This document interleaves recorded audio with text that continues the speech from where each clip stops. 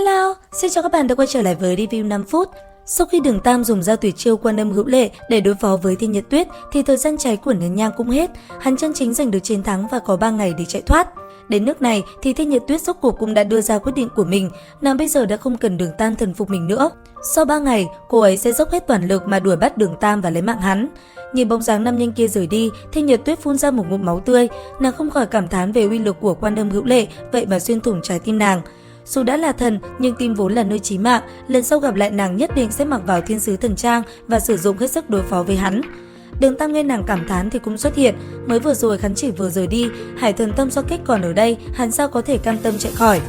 Nghe được Thiên Nhật Tuyết nói thế, hắn rốt cuộc cũng có tự tin lấy về Tam Xoa Kích, dù sao nàng cũng cần mau chóng trị thương, ít nhất 3 ngày mới có thể hồi phục. Không lãng phí thời gian, Đường Tam tức tốc chạy về phía bờ biển tụ họp cùng đồng bạn đến Hải Thần Đảo hoàn thành truyền thừa. Ra khỏi phạm vi thần lực của Thiên Nhật Tuyết, Đường Tam vừa phi hành vừa tranh thủ tu luyện, rốt cuộc cũng khôi phục được 6 thành công lực. Đến ngày thứ 3, khi chỉ cách điểm hệ chừng nửa tiếng phi hành, chưa kịp để Đường Tam vui mừng, Thiên Nhật Tuyết đã đuổi kịp đến nơi. Toàn thân Thiên Nhật Tuyết như một cột sáng màu vàng khí thế ngút trời mà phi đến, rất nhanh đã xuất hiện trước mặt Đường Tam. Có thể thấy lần này tái ngộ, nàng thể hiện rõ quyết tâm muốn lấy mạng hắn. Thiên sứ chi thần có thể nói là nắm hết cả bầu trời trong tay, bởi vậy Đường Tam lựa chọn mặt đất là nơi thích hợp nhất cho mình chiến đấu. Thiên Nhật Tuyết khẽ cười lạnh, sau cánh sau lưng hoàn toàn phóng ra, ánh sáng màu vàng mạnh mẽ trong nháy mắt bao trùm khắp không gian, ánh vàng ba động chính là thiên sứ lĩnh vực. Thiên Nhật Tuyết so với lần trước đối mặt với Đường Tam đã hoàn toàn khác, không còn một thân cung trang ưu nhã cao quý mà đã thay đổi, chính là thân thể tùy theo thiên sứ sáu trang, sau cố hồn cốt tiến hóa mà thành thiên sứ thần trang. Khói vàng ngập tràn khắp nơi trên thân thể của Thiên Nhật Tuyết, không hề nghi ngờ, Thiên Nhật Tuyết như vậy mới là chân chính thiên sứ chi thần. Thần vẫn chính là thần, Đường Tam 96 cấp liều mạng chạy trong thời gian 2 ngày rưỡi. Thiên Nhật Tuyết chỉ cần 2 canh giờ đã có thể đuổi kịp, mà trong đó đã tính cả thời gian nàng khôi phục thần lực sau khi chữa trị trái tim. Thiên sứ chi kiếm trong tay chậm rãi giơ lên, hai miếng cổ thủ phóng ra vạn đảo hào quang. Nhất thời có thể thấy rõ ràng vô số ánh vàng bay nhanh, giống như thiên sứ chi kiếm ngưng tụ lại, phóng về phía Đường Tam. Cũng trong lúc này tại bờ biển, đám lục quái đã đến điểm hẹn đợi Đường Tam hội ngộ, thế nhưng đến hiện tại vẫn chưa thấy hắn xuất hiện. Với thực lực của Đường Tam, hẳn là phải sớm đến nơi rồi mới đúng.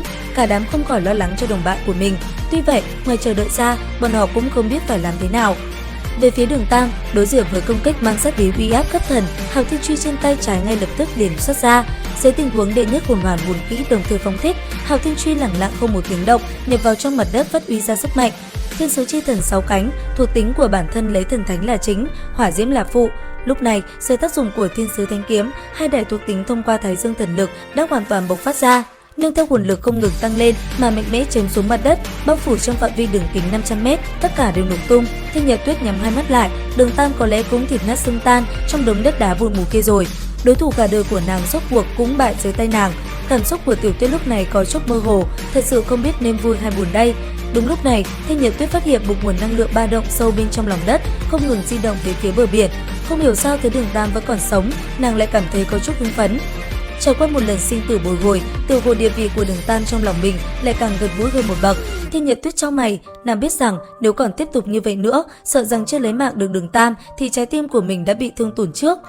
Phía dưới, bằng vào kỹ năng đại địa chi lực, tốc độ của Đường Tam tạm thời cũng không bị ảnh hưởng nhiều lắm. Nhưng không thể nghi ngờ là hắn càng chui sâu xuống lòng đất, tốc độ tiêu hao hồn lực cũng càng mau hơn. Ngay sau đó, Hào Thiên Trì của hắn cũng một lần nữa phát động, nên nhớ Thiên Quân Nghĩa Hoàng là gì? Là côn trùng, cái mà chúng nó am hiểu nhất chính là đào hang trong lòng đất, sinh tồn dưới lòng đất sâu. Khi Đường Tam phóng xuất ra hồn kỹ Thiên Quân Bích Lũy, lập tức thể hiện ra chỗ tốt, tất cả áp lực trong lòng đất mất hết. Hắn nhanh chóng chui sâu xuống lòng đất chạy khỏi sự truy sát của Thiên Nhật Tuyết.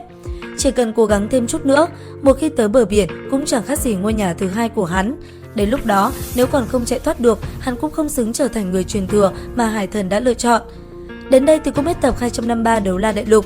Liệu rằng Đường Tam có thể thoát khỏi sự truy sát trong lòng đất của thiên sứ thần được hay không? Cùng theo dõi kênh để biết thêm chi tiết nha!